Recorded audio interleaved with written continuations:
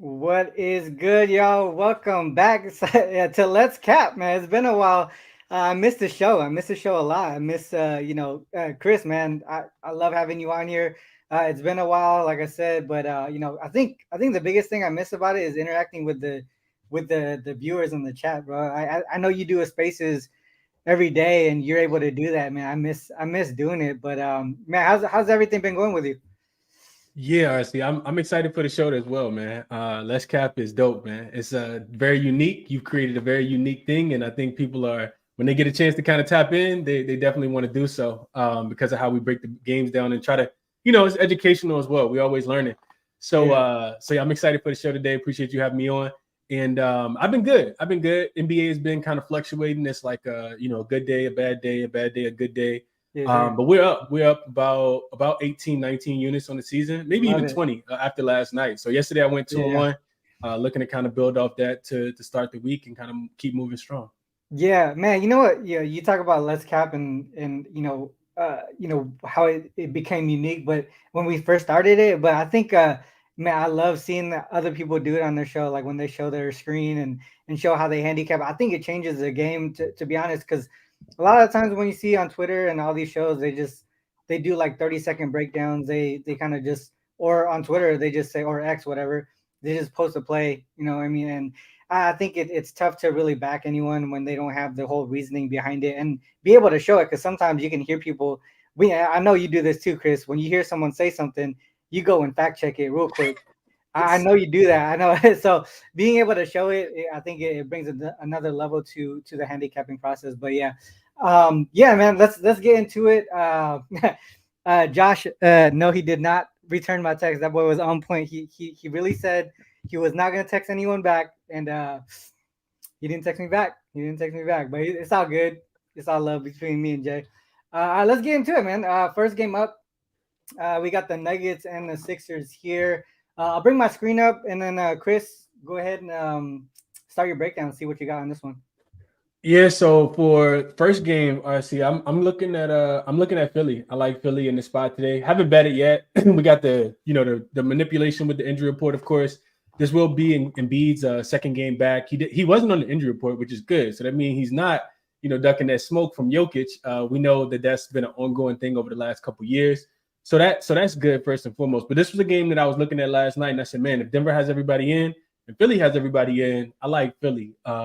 And more so, the biggest reason for me, RC, is because Philly, I feel like they still got some ground to catch up to in the Eastern Conference. And we know without Joel Embiid, who's missed the last few games, before coming back yesterday and handling Houston pretty easily, they had lost. They had lost a few games in a row. So I like them from that standpoint. I know that they're unrested in this spot, but I also just don't really want to trust Denver on the road in this spot. And I know that they've been a pretty good road team, but Mm-hmm. in my estimation, they haven't really played a lot of competition on the road. They had a small non-conference road trip on the East Coast where they played against some suckers, in my opinion. Yeah. And I think in this spot they get a step up in competition. So one of the things that I really looked at, and I mentioned this last week on my show as well. I think for Denver, they really lack depth when it comes to their second unit, and I think that's one of the big things that could really differentiate them from this year and previous years. Right,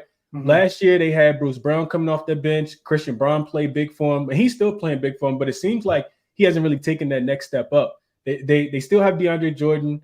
But outside of those couple guys, they don't really have a lot of guys that can contribute, consistently. Strother is a really good rookie, but he's not been playing the last few games. Yeah. So I like Philly from a depth perspective. I think that they have more.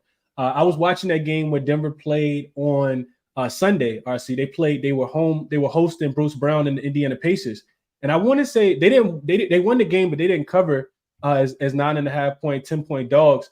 And I want to say their bench scored like a total 11 points. I think it was only two players that scored. And I think in a situation like this is where it kind of catches up with them. So from a depth perspective, I like Philly. Also, you Mm-hmm. get that whole like two angles I want you to I was looking at from an SDL perspective, but also you get like that whole like West Coast team on the East Coast. And granted, they're not losing time. They're going to get time back, but Yeah. it's puts you in a different environment. So one of the things I looked at, RC, was I looked at since the 2021 season, Um, a team that's played their last two games at home, so previous home and previous home, and then now they're traveling to not a non-conference game, and they're away dogs, and they're good. So this is two good teams, win percentage above 55%, and opponent win percentage above 55%.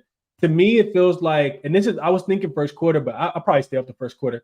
But it feels like to me these teams kind of start slow, right? I like I that. think that query right there kind of supports it. Yeah. So that was one of the big reasons I was kind of looking at. I was looking at them right there. That was one angle I was looking at.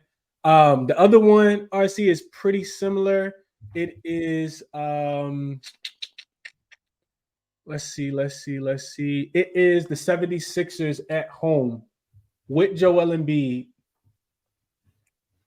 Sixers at home with Embiid. Sixers at home versus with Embiid in their home favorites. They're Is that this season? I'll let you get that. Yeah, this season. Well, actually, you can go back to last season. I went 20. I wanted to dive a little bit deeper. So 2022 and greater. Their home favorites with Embiid. And they're playing a competition. So opponent win percentage is 55% or greater after game number 10 and non-conference games. How do they play against these really good Western Conference teams when they come to their building in Philly? Non-conference? And yeah, non-conference games.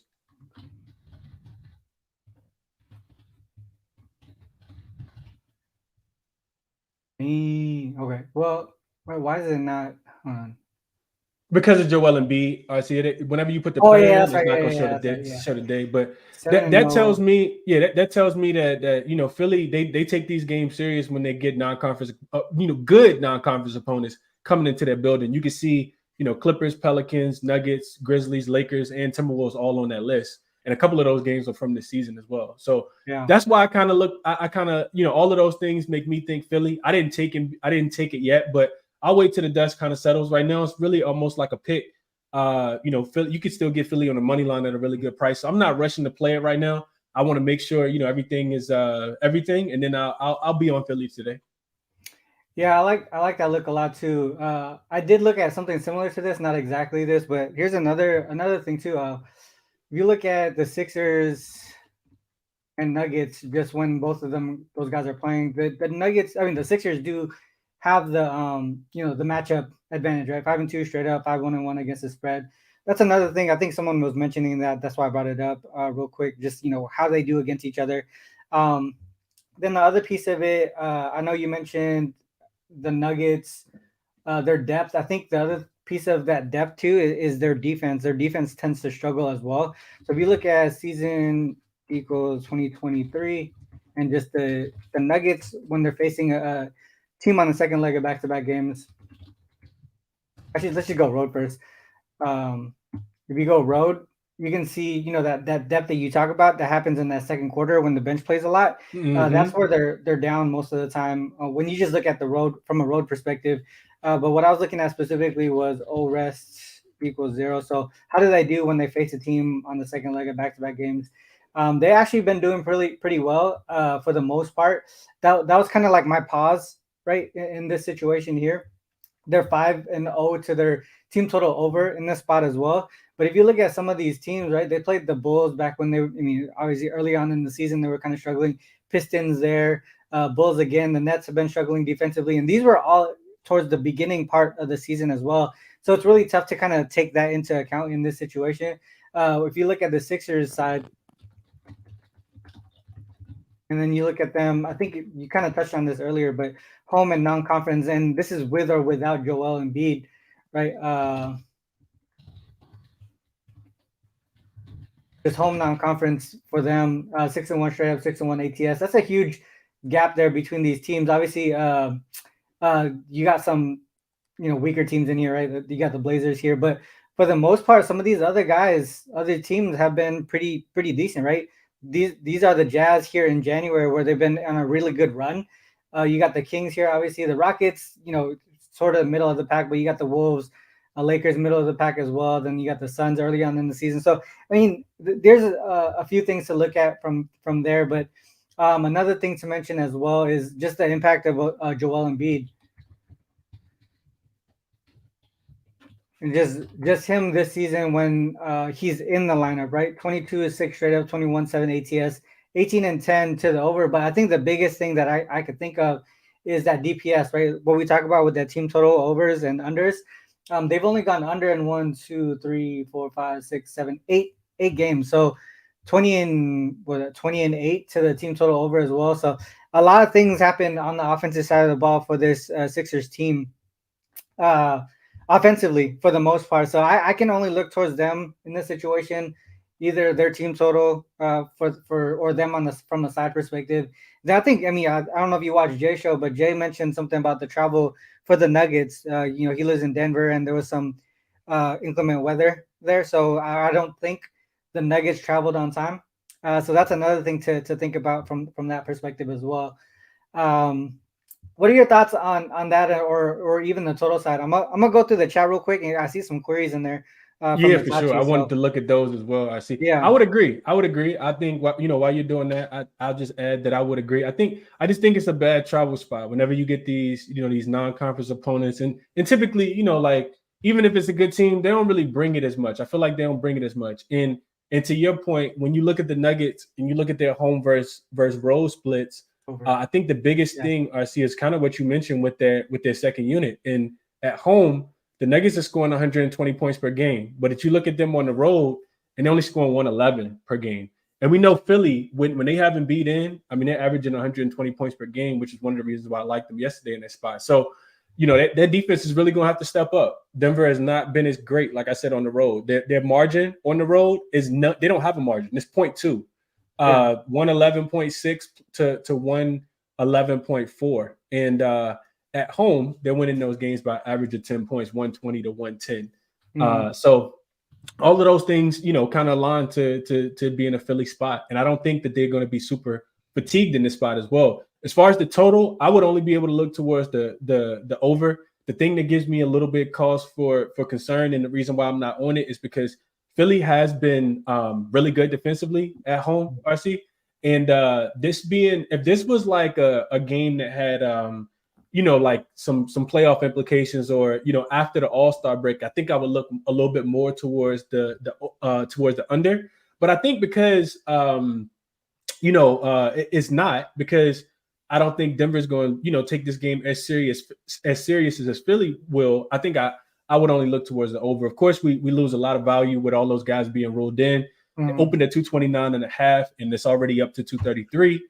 So you're really relying on Philly to play fast. Denver does slow the pace down. We know that they're not a really good. Their offense can sputter at times, because you mentioned it a little bit, but those non-Jokic minutes are typically not a lot of scoring. When you get guys like Reggie Jackson in there who can be either hot or cold, and they lose a lot of shooting, and it's really difficult for them to be able to score the ball when you got guys like DeAndre Jordan on the floor. So that second unit is more of a defensive unit, RC, in my eyes.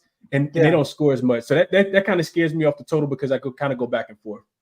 Yeah. I think the total perspective for me is tough, but I mean, if I was to look towards an over, I mean, if I was to lean towards a specific way, I think it would be towards the over. I think you saw the Nuggets on the second when they're facing opponents on the second leg of back to back, their team total goes over, and then obviously with Embiid in the lineup for the Sixers, their team total goes over. So if both of them go over, obviously the over is the way to look in that perspective. But I saw this one from with Bryce A. So I took his and flipped it a little bit. I just took off because the sample size went really far back. Let me just add the W here. So home favorites that won as a home favorite previously, but unrested, with their opponent having at least 1 day of rest, and they're facing a good opponent. What was the last leg, RC? What was the last parameter? Oh, and their opponent previous was at home, so their opponent had So to they travel. travel, right? They Okay. travel. They're the less rested. The opponent's on travel, but they're the less rested team. The one thing that I took out, just because the sample size is still small even when I take this out, but it actually got better. 25 and 1 ATS. We just clip it for 2018, so we have like more recent years. Mm-hmm. 12 4 and 1. ATS Like it. there. There's what it's 2-2 this season though. That's the only thing that's probably like I guess you would say not good. But I can only look towards the Sixers here. Did you actually take it or not? Not yet. Like I said, I'm gonna wait for all the smoke to clear and the dust to settle with projected lineups, just to make sure, we won't get any funny business because the NBA can kind of give you some funny business. But I'm not sure. I don't really pay attention to the ticket splits and where the money and Oh how yeah, much tickets is on what. But hopefully, we don't get any kind of manipulation, and I'll definitely be on Philly today. Like I said, the reason why I wasn't in a rush to play RC because it opened at 1 when I was looking at this last night, and it quickly went to 4. And I was thinking, like, I saw everybody questionable, and I knew money would come back in on Denver, yeah, with everybody being rolled in. So now that it's 1.5, like I'm cool laying a point and a half. I'm cool putting a little bit on the money line as well. And yeah. I'll be on Philly today for sure. Yeah, that so the like how I was leaning towards the over with the team trends. If you look from a league wide perspective, this is the only reason why I stayed off of the over. But if you look at this since 2018, right, rest equals 0, opponent rest is equals 1, and then both teams with a winning record, and then the team that's unrested is at home. That kind of trends towards the under. Um, Mm-hmm. 39.8%. The ATS goes towards Philly. Sorry, the Nuggets. That was the other reason why I did not take the Sixers yet. But I think from a team trend perspective, it's the opposite. So it's kind of that balance, right? Uh, just to be upfront, I did not take anything yet so far, and that's the reason why I kind of wanted the show today as well. Is just I didn't really see anything super concrete, I guess I would say. But if anything, I would lean towards the Sixers and towards the over. Obviously, this trend says something otherwise, but everything else is pointing the opposite direction. RC, I'm Um, curious. Can you add before the All-Star break to that query just to see if the over under gets stronger? Like for over? It does. Okay. yeah, it does. Okay. It's still an under trend, but it gets stronger. Okay. That's what I Yeah. figured. Like a lot of those trends get stronger after the All-Star break when we start seeing, more meaningful games with defense being Yeah. played. What if we just do? All right.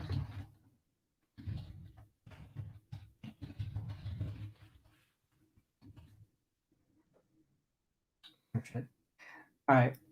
Well, yeah. So I stayed off this completely, but I think I would lean towards Philly and the over still. All right. Let's go to the next one here. Kings and Suns. This one, I'm leaning towards the Suns here. I think one thing that I want to bring up first, because I think a lot of people are probably going to think, what is the record with the big three or whatever. Mm-hmm. But I actually added Nurkic into this query. So when Nurkic, Beal, Booker, and Durant are in, they're 1-7 ATS this season. To me, I just feel like, and I talked about, I mentioned this to Ski too. It's not gonna be like that all season long. I don't think they already started putting things together. They put in a cluster of wins. Obviously, if you just look at their recent form in the last 10 games, they lost 3 games. Right, Clippers. They played against the Clippers here. I believe Kawhi, not Kawhi. Sorry, KD was out, if I'm not mistaken. Yeah, KD was out of this game. Mm-hmm. And then That was they the lost revenge both. game too. They lost both ends of the back to back here against the Grizzlies, the Clips. I think this was the game after Ja was ruled out too for the rest of the season. And obviously, what happens when that happens. The whole That injury Sunday report. game. Yeah, that Everybody was the just steps Sunday up. game. Yeah, Yeah. everybody steps up. So that's what happened there. And then obviously the second leg of back to back games. But otherwise, they've been playing pretty well. They kind of been beating like weaker teams for the most part. You see the Blazers here twice. You can see the Hornets here. Rockets kind of been on a downturn, especially on the defensive side of the ball. But I think for me, it's just I see momentum on their side a little bit, right? And then obviously more games together as a group. And then I think the other thing to mention is the Kings off OT. I know they've been. Well, I looked at this with the Kings off OT. I think they're actually 3-0 ATS.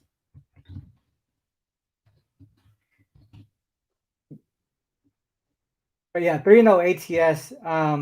That was one pause here as I look towards the Suns. The other thing to mention here is on the road and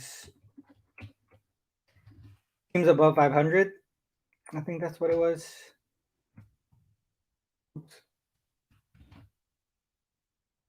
So this is the part that kind of I don't look at it from this ATS perspective, but their team total under in this spot is 6-1, right to the under.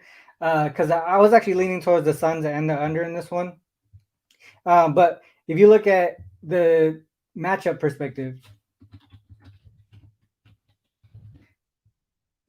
the Suns are 0-2 against the Kings so far this season, right? Mm-hmm. Damn it. But they didn't have anybody in either of those two games. I think the first game they were without Beal and KD, and then the second game was without Beal and Nurk. This time they have everybody. Like I said, I think there's a period where they're going to start turning things around, and I feel like they're building some type of momentum, especially in the last 10 games offensively. And then Kings on the road, I just don't. I'm not too sure I trust them on the road, even after especially after an OT game. I think their offense is going to struggle at some point. Things are just going to flip. But I still haven't taken anything either on this one. To me, it's Suns and under are the leans, but I wanted to get your take on it. Yeah, this one was a little difficult for me too. I see more so from the Kings' perspective, just because we talked about this right before the show. But in that last game against the Bucks, we saw Coach Mike Brown get thrown out. Had a laptop open during the press conference, during the post-game interview.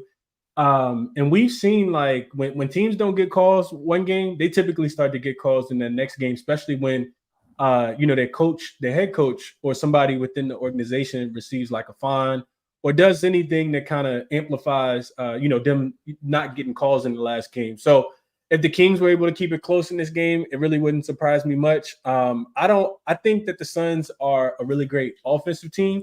I don't really trust their defense. I think even in the career that you have right there, they're giving up 120 points per game.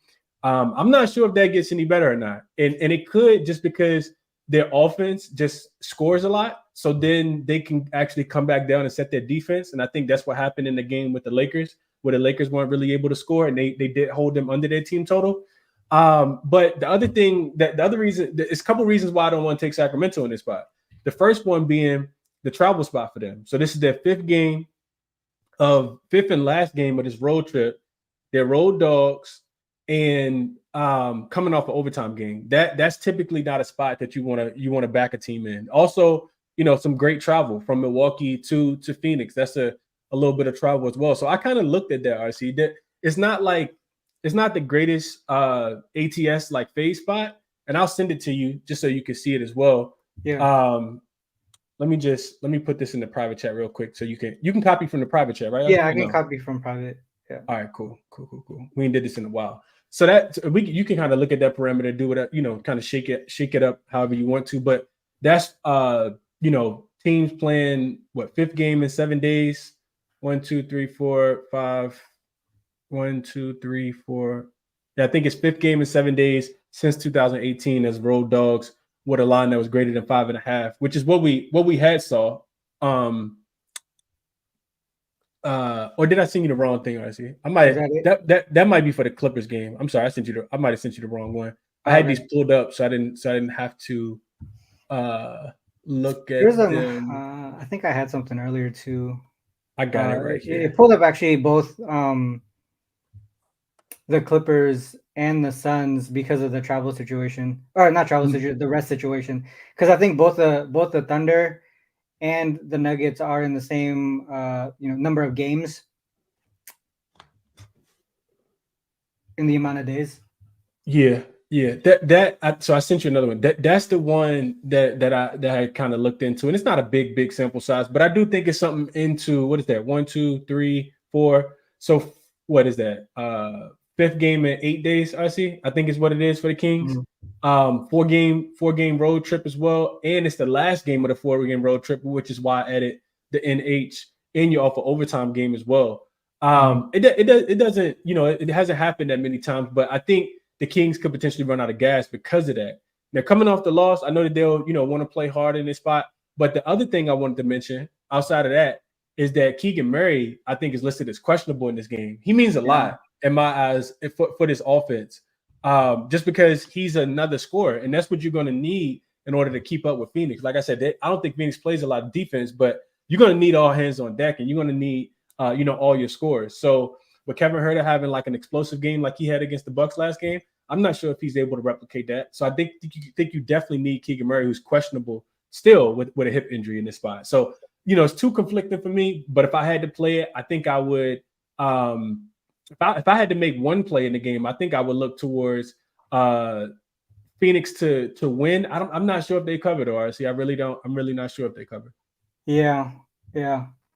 I think from a total perspective, so this is a Keegan Murray when he's not in the lineup, 1-3 ATS, 3-1 to the over. I think someone mentioned how important he is, not only on the offensive side of the ball, but defense too. Yeah, he's gotten better. Yeah, he put a lot of work into defense. Oh man, that Clippers line is moving. RC, I should have got on that. That thing up to 7.5. God, did we get news? I didn't see anything pop up on my phone. So real quick, because now I'm kind of like diving into it a little bit. Kind of leaning towards the under. Suns team when a total is above 240, they're 3-0 to the under. I think I mentioned the team total when the Kings and win percentage is greater 50. The team total under here, opponents are 6-1 to their team total under. And then the other thing to mention here is after they go all out, right? They score 130 or more. 6-2 to the under there when they put up 130 or more. So sort of like a letdown, sort of like a letdown there. And then if you go there on the road, 4-0 to the under.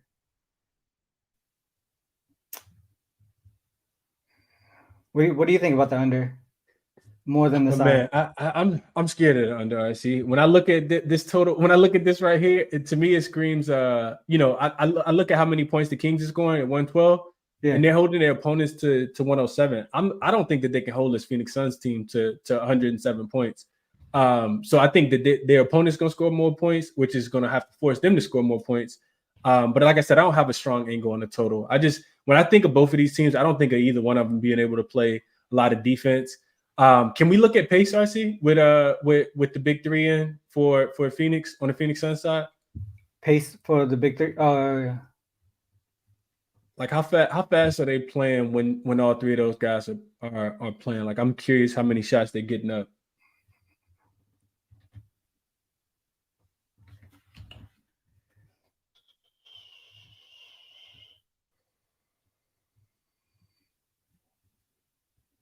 They do score a lot here.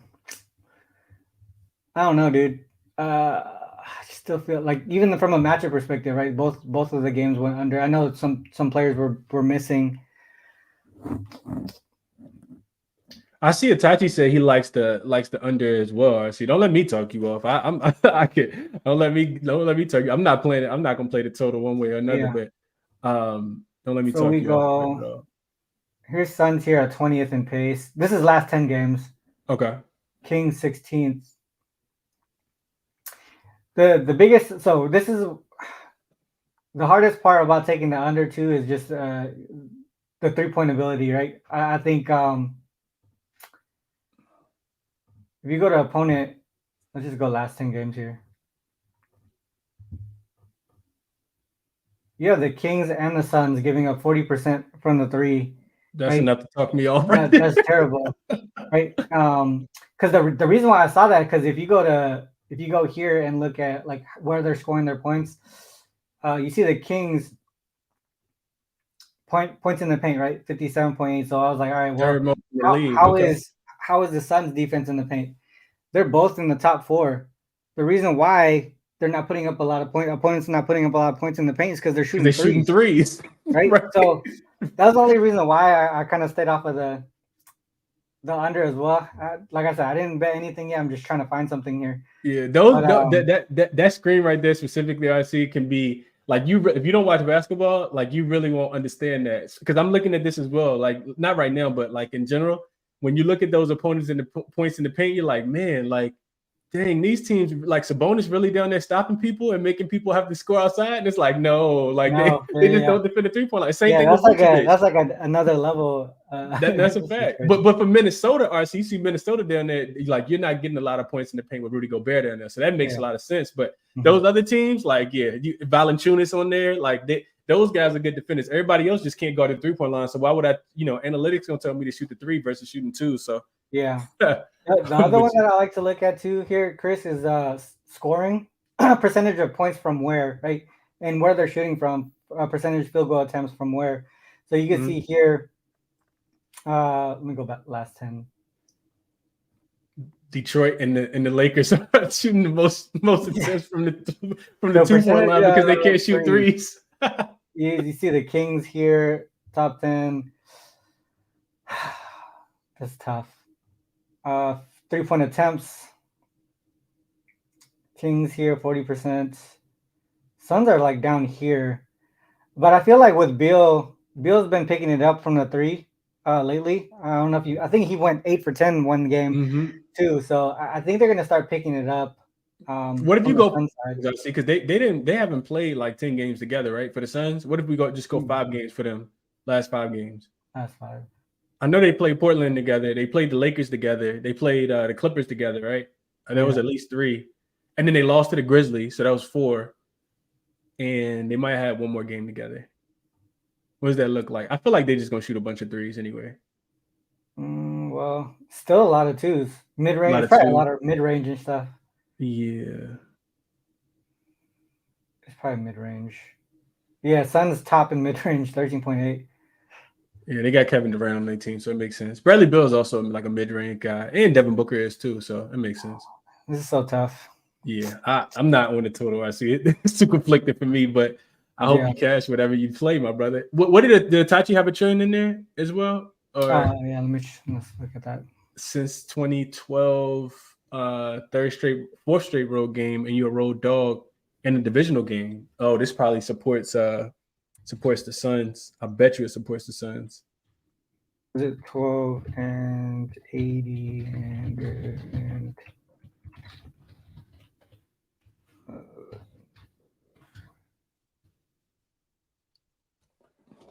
all right. 8, 1, 2, 3, 4. All right, so 15, 26 straight up, 25, 15, 1, and to the under as well. Oh, it's an under spot. I thought it was gonna be Suns and under. Suns and under. That's the only way that could look. Suns and the under. Yeah, I mean it makes sense for you to kind of run out of gas, especially if you add. What if you add the overtime in there, IC? What P? Let's see. In previous overtime is like just that they had one. Not a lot. Oh, only twice. Okay. Yeah. Let me do this real quick.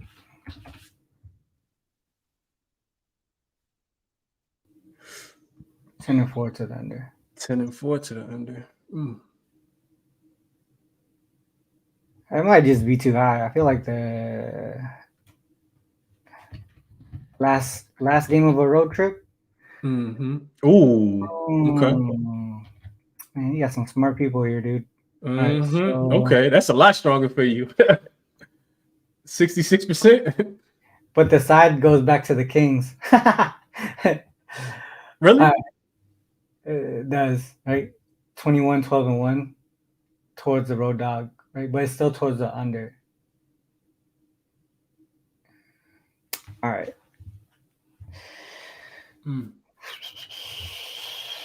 All right. Well, I can only lean towards the Suns and the under in that one. You want to move on to the next one? Yeah, let's do it.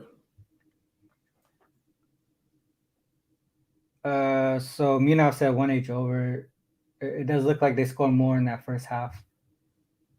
Yeah, no, I would agree with that. I think if you look at the real quick on that, I'm glad Munaf mentioned that. Shout out to Munaf as well.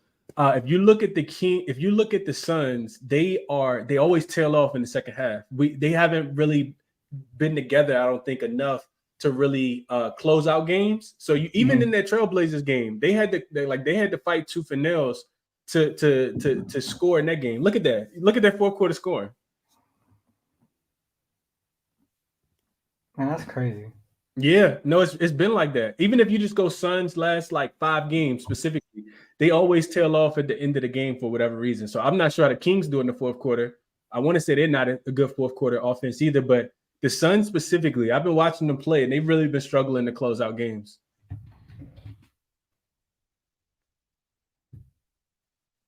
So will we say, damn, that fourth quarter is crazy. Yeah, yeah. That's more support for your first half over and what Munaf was talking about. It makes a lot of sense.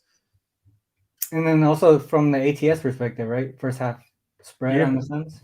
Yeah, absolutely. Because it's a double revenge spot as well. And I think that's something we got to take into consideration. Even if Phoenix hasn't been good in revenge spots, you kind of got to figure like they got to how this one kind of circle, being that it's a Kings team that you've beaten twice already. If you can't beat the Kings in this spot, I'm not sure when you're going to be able to beat them. Gotcha. Yeah, I believe it. All right. Let's move on to the next one here. 3 games. The last game here. So the Thunder and the Clippers. Let's go ahead and start this one off, Chris. Let's see what you got on this one. So for me in this game, honestly, it's a really, really bad travel spot. And me and you, we kind of chopped it up the other day through text about the Clippers. And I kind of like them in that spot. You see this line open at 5.5, and now it's up to 7.5 at some books. This was the line that I was talking about that was moving just now, I see. And I think it's moving in the right direction. To me, it's a Clippers spot. I think OKC is not in the greatest spot. I don't think that we got the reason why I didn't play this one last night because I thought I wasn't sure what OKC was going to do with Shai Gilgeous-Alexander. He was questionable yesterday in that loss last night versus the Lakers with the knee soreness or tendonitis, whatever he had going on with his knee. But I thought he could potentially rest in this spot, and I wasn't 100% sure, whether he was going to play or not. But with this line getting stronger in favor of the Clippers, I would only be able to look Clippers. I sent you a query already, but for me, it's just a simple fact that it's the second game in back-to-back games. It's also, I think, third and fourth and sixth, and it's 5th and 7 as well. I know it's 5th and 7 because that was the query that I kind of looked at, and I looked at the Clippers as home favorites since James Harden came over. I see in this team they're really, really good, especially when their opponents are unrested. I want to say they're 3-0 straight up and against the spread, winning those games by 20 plus points. So that was one angle that I was looking at. Let's see what you got up there. I'm trying to figure out the rest situation. Yeah, rest situation. Because I pulled one up earlier. I forgot to save it though. Well, I'll send you what I got, just so you can kind of look at, because the 5 and 7, excuse me, the 5 and 7 I do have. I just put that in there for you, RC, and you can, like I said, you can change it. You can change the parameters, but I also wanted you to look at this one as well. 5 and 7. Okay. So that was 5 and 7, and I think this one was this was what really kind of pushed me over. And I still didn't bet it yet. I haven't placed a bet yet today, but I'll be on the Clippers in this spot. I still think it's a pretty good spot. So I sent you one. I'm gonna send you another one. I sent you the James Harden angle. It went by like double digits every time. Yeah, almost. Revenge angle. The revenge angle for the Clippers as well. And I think this goes back to Ty Lue. Like, he's a really, really good coach. So I expect him to, we always talk about him making adjustments. You see the team total under in that spot as well, which correlates with the flat spot for the Thunder today as well. They played hard last night also, I think that's something to mention. Even though they don't have to travel, they'll be playing at crypto.com, which is where they lost at last night. Probably be motivated by losing last night as well. I just kind of feel like, to me, in my estimation, I kind of feel like it's just a bad, like when we're looking at spots, this is one of the teams you want to fade spots in, especially when they're playing against another good, really, really good opponent. And I think that's why you see this line growing. What are your thoughts? Yeah. So when I was capping this earlier, I like the Clippers and the over. Here's one that I wanted to bring up here. I think it might have been Itachi that brought this up a while ago on Ski's show, but this looks at playing in LA back to back, right? Whether either you're the playing the Lakers Clippers, or the Clippers, yeah, and then yeah, you got the either the second Lakers leg. or the Clippers, but they switch teams, right? They're not playing the same team twice, and then they're unrested. It's trends towards the over 37, 13, and 2 to the over there. I think it's only happened a couple times here this season. Um, and then I, I was kind of looking towards the over in that from that perspective, but I think you brought up some good points from the Clipper side. Here's one thing that I looked at on the Clipper against the Thunder. So if we look at them this season,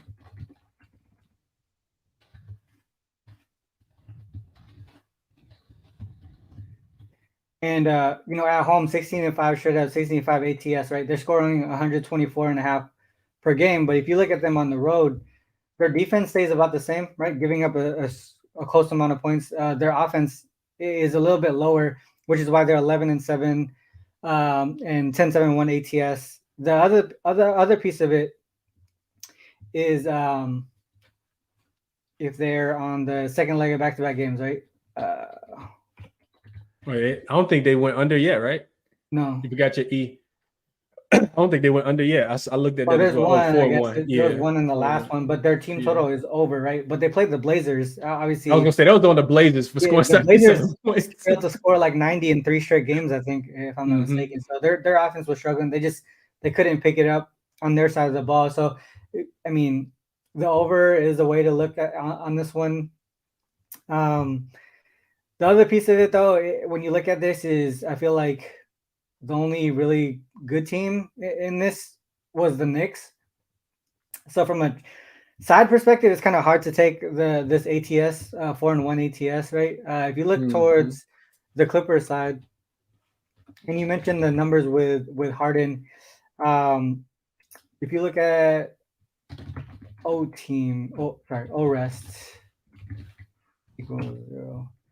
7-1 straight up, 6-2 ATS, 4-2 to the over. You can see they're scoring a lot of points in this spot here. Their team total is what 5-2-1. If you take away, some of these where they're on the second leg of back-to-back games, right? I feel like their offense might even be a little bit better. But I think in this situation here, I think the Clippers take advantage of it, right?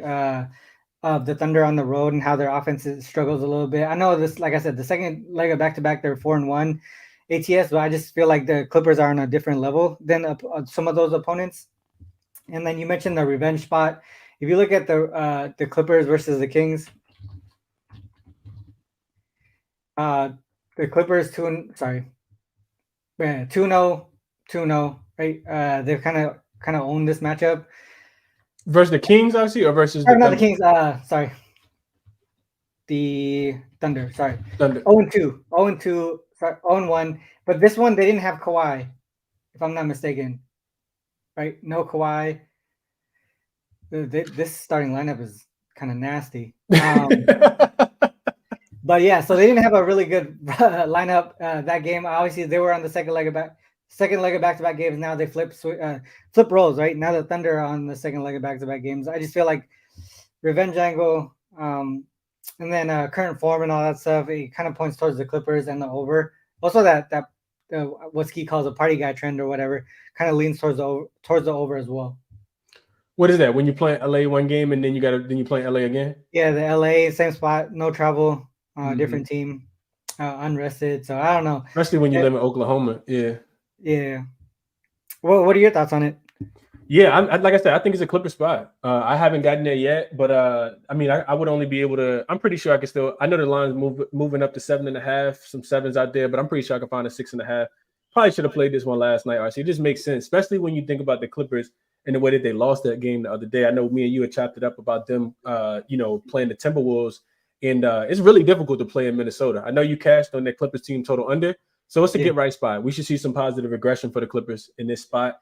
And like we said, the biggest thing for me, like the overarching theme of this one, is just that OKC is in the 5th game in 7 nights, right? And that's not a spot you necessarily want to buy on, right? Yeah. When you look at road dogs on, 5th game in 7 nights, especially on when they're unrested as well, it's not necessarily the greatest spots. Clippers coming off a loss, and and it's a revenge angle. So for me, everything kind of points to Clippers in this spot. Yeah, I believe it. I know And Ski's if on you the don't want to Thunder, and play I hate going against Ski too. the under, His best, I think his best bet earlier on his show was the I Thunder. showed the what was the Thunder or the under? Thunder. Oh, the Thunder. Oh, he Yeah, likes the Thunder plus the yeah. five plus the 6.5. Plus the 6.5, plus the 7. Oh, okay. Yeah. I would go the opposite. I think they could kind of run out of gas. I know that they're a young team, and I know that they lost yesterday, but I think it's a get right spot for the Clippers. Yeah, Even if you didn't want to play the Clippers, I think you at least play their team total over, just because over. you expect OKC not to be able to score. PG shot the ball pretty poorly in that last game against Minnesota, so him stepping up, you still got guys like Norman Powell coming off the bench, James Harden, Kawhi Leonard. They got plenty of scoring. And I'm interested to see RC Ivica Zubac got rolled out of that Minnesota Timberwolves game on Sunday, minutes before the game actually started. What's the impact you think him not, because he's listed as out for today as well? What impact do you think that'll have? Do you think they play faster? Do you think they'll miss him more? Because now you'll have Daniel Tyson that's starting lineup, and you'll have Plumlee coming off the bench versus Plumlee not being a part of the rotation and having Daniel Tice coming off the bench. How do you spell his name? Ivaca? Ivica, Ivica, yeah, ICA, RC, IVICA, Okay. IVICA.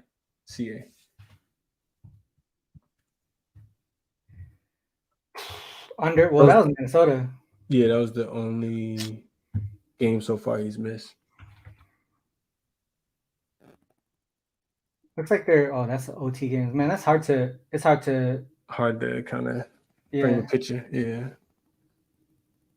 But I would think from an offensive perspective, right? You have Daniel Tease who can actually spread the floor. Right? He can shoot the 3 ball. So I would think it would help the over, if anything. Right? Because he can pull Chet out, right? Then who's the rim protector? I agree. Clippers team total over would be my second look. Mm-hmm. Just to fade the Thunder on the 5th game in 7 nights. Fade the tired legs. The Lakers also play at the fastest pace in the league, I see. So you would only imagine that with the Lakers playing so fast last night, that they are going to be even more tired tonight. I wonder how teams play, RC. Have you looked at? I know we talked. I seen you talk about teams facing the Pacers on the second leg of a back-to-back, and them having to play, a little bit more faster. What about teams facing the Lakers on the second leg of a back-to-back?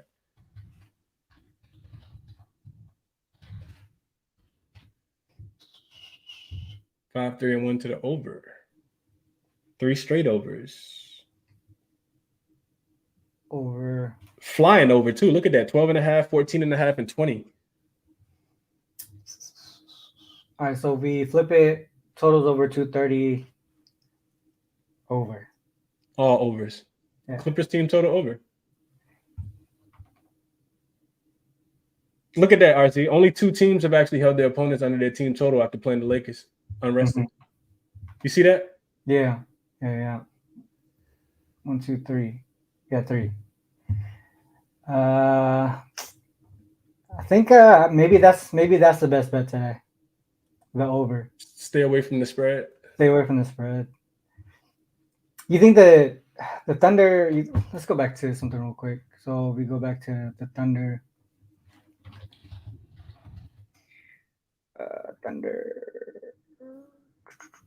And they go over their team total each time too, right? Yeah. Okay. Yep. I think the full game over is the way to go. Full game over. You think they'll be able to score on the Clippers? You think the Clippers still give it up? Well, I think if we look at their defensive rating, I think it's actually towards the middle of the pack. So it's not like top 10 or anything, right? If I'm not mistaken, let me just double check.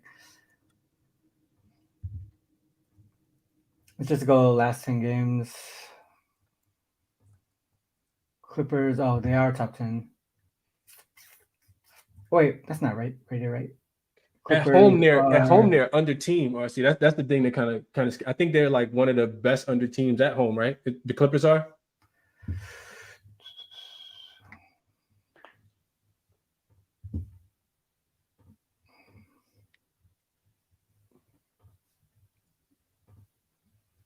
Clippers 110.5. So they are better defensively at home than on the road.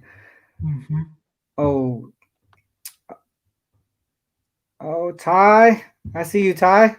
Hey man, appreciate that. Uh, we gotta go to Vegas again soon, bro.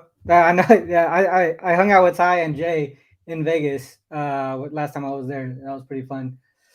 Um, let's go. Let's see. Yeah, I know. Let's look at the Clippers at home then.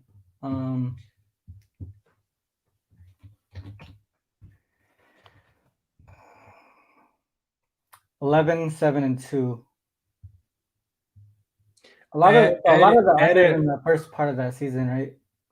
If we look towards this part, we see a little unrested bit of a there. yeah. Well, I was thinking the last one unrested. I think the Clippers are a night and day team as far as like whether they're playing a good team or a bad team. They play well against good teams. They really struggle to cover numbers against bad teams. In my Mhm. eyes, that Raptors game was a game that it seemed like they really didn't care about because they had just played the Lakers the night before as well. Mhm. But add opponent win percentage is greater than 55. I see with the Clippers being at home.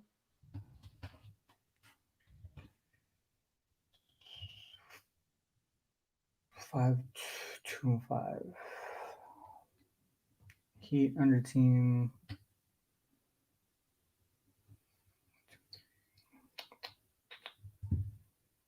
Yeah, that's tough. So what are you thinking? Clippers team total still or not? Yeah, I think the Clippers are able to score just because the Thunder gonna still play fast. But fifth game in 7 nights to me screams out stuff like maybe some turnovers, maybe you run out of gas specifically. I just don't think that. And then also without Zubac being available for the game, I think like you said, I think that's just going to make the Clippers play even faster in my eyes. And Daniel Tice can also score. Probably not as good as a defender in the paint, so Thunder may be able to score in this spot as well. I just don't. I just know that the Clippers can really play defense, and if this is the revenge game, like if they're taking this game serious because of the revenge factor, then I Yeah. kind of feel like they can, like maybe they step up defensively. I'm not sure how that part goes. The other Yeah. thing is this, RC. Think about this. All right, so the Clippers, I think both of these teams are top five defending the three. Right? Like Yeah. we can go check this. Both teams are top five defending the three. Um, the Clippers shoot a bunch of threes. Like or what do the Clippers get their points from? Look at that. 3-point defense. So we OKC is have seventh. Clippers here, Thunder here. So top half of the league. Mm-hmm. And we go scoring. Let's look at like last 10 too. I see.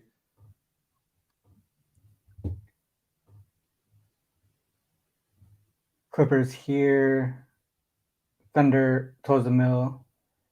So the Thunder defense has been. Oh, that's actually been better. Okay, That's so the score. Thunder That's defense has scoring. been That's better. scoring. So we go back to opponent last 10.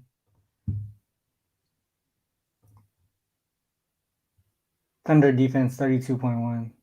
Okay, so they're defending the three well. But who's guarding Kawhi? Who's guarding PG from getting to the rim? James Harden from getting to the rim. That the Thunder actually lose. They lose games when they don't have anybody that can stop anybody. LeBron James has put his head down last night, went to the rim every time. Same thing for Anthony Davis. Mm-hmm. Uh, so I think that's like outside of Chet, like they don't really have anybody that's going to stop anybody, from getting to the rim. Yeah, yeah, yeah. All right. Well, I think I know what I'm gonna do for the best bet section. But before we do that, Chris, do want to go to the chat real quick. We got a good amount of viewers here, but if anyone has any questions, I just want to do one per show. If you guys have a question on how to do something in SDQL form, just call that out here, and we'll do one, and then we'll move to the best bet section. Um, we'll just give a minute or two just for the viewers to do that. But I know a lot of things about the Let's Cap is about like educating, and I know we bring up a lot of stuff here on Killer Sports to pull things. And if you guys have any questions on how to do it, I'm always down to help. If not, if we don't get anything today, obviously DM. You could just DM me or Chris. I know Chris is open to doing it as well. So um, yeah, so we'll just give it a little bit to see if anything pops up. Do you know what your best bet is gonna be, Chris? Yeah, I do know what it's gonna be. Yes, sir. All right. Player props. So it looks like player props here. You got Jokic and beat threes. Uh, Young Harlow yeah, likes I don't Jokic in know the if I could do. B3s. I'm not really that great at props. So uh, Brian says, "Who's the best first quarter teams against the spread to first quarter teams today against the spread?" do you still use Uh, that one site that does the first quarter spreads or in yeah, first half spreads? EV Analytics. Yeah. Yeah, it's still on there. Let's take a look real quick. I can answer this in the next 15-20 seconds. First quarter spread. Uh, Last 10 games in form, we are looking at the site might be broke. It says the Detroit Pistons are 9-1 against the spread in the last 10. But as far as active teams today, there's no team that's really, really great. Phoenix Suns are 6-4 against the spread in their last 10. And they're the best team on the list right now. Denver is 5-5. Philly is only 4-6. The Clippers are only 4-6 as well. So yeah, we don't have any great, and the Sacramento Kings are 4-6 also. So we don't have any great ATS teams Yeah. over the course of the last 10 games. Got you. All right. Well, it didn't seem like there was a question. Any questions? Oh, there's one. Side streak. All right. So real quick, let me bring that back up. I used to do this all the time too, Bryce. It's site streak, and then you Yeah. just hit the less than sign All equal right. So to, side and I always put a streak minus in front of it. here. So it would say if it's a road streak, right? So it'll be a negative number. So if you want to say they've been on the road for 4 straight games, if it's specific, you want to do equal -4. If you want to say at least 4 straight, then you go just less than equal to -4. So that's something that a lot of people look at, right? So we go something that we talk about a lot. On the road 4 straight games, and then they come back home, something like that. And you could see typically, so obviously it's a small percentage, right? 48.7, but it's a good starting point for starting a trend or a system to look at something like that.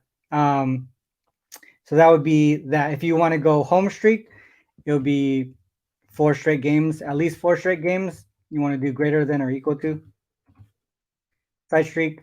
Um, that's the way that you could do it. And there's another thing too as well. Like if you want to say for their last 5 games we're on the road, so you would say team sum, and then you'll just say A equals 5, and then greater than or equal to 4.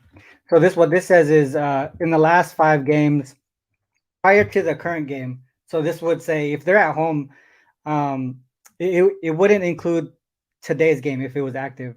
So the prior 5 games, at least 4 of those games were on the road. So that's how you do a sum of how many games prior. All right, so let's go on. Hopefully that answers your question, Bryce. To do some shortcuts.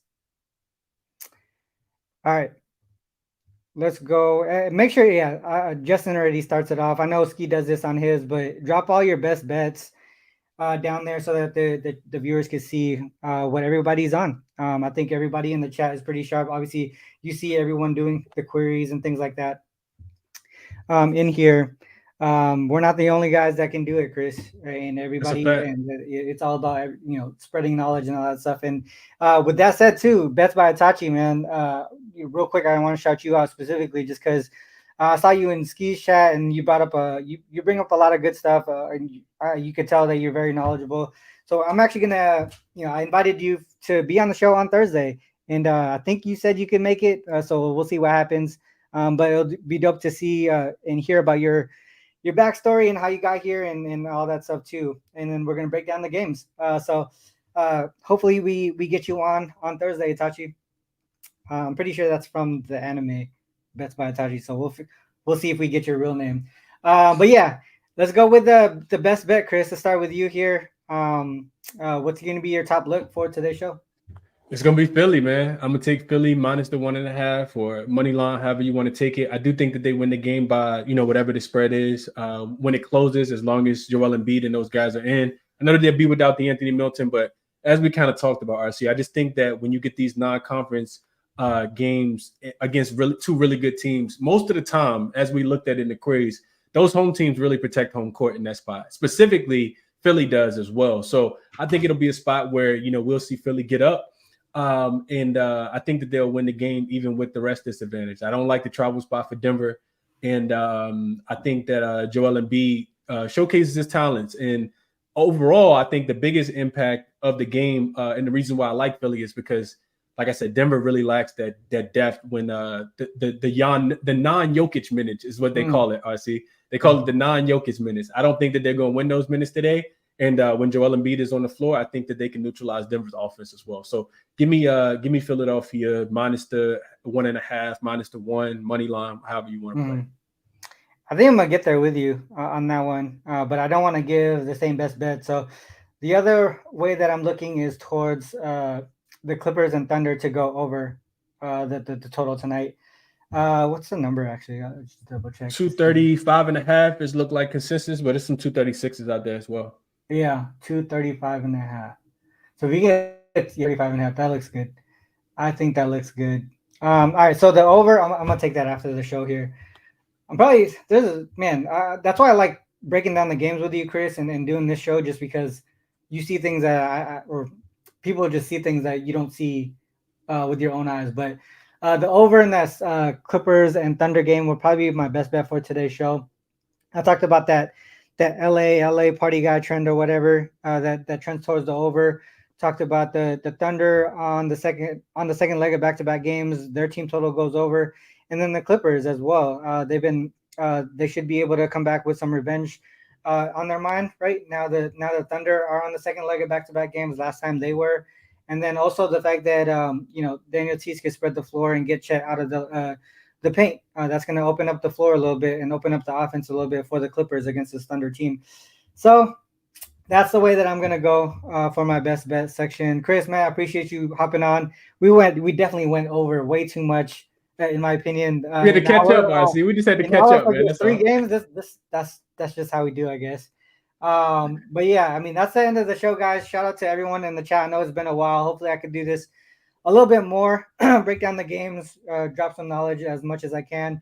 I think one of the biggest things is just sharing and the positive community. I think that's what I miss the most in interacting with the viewers as well.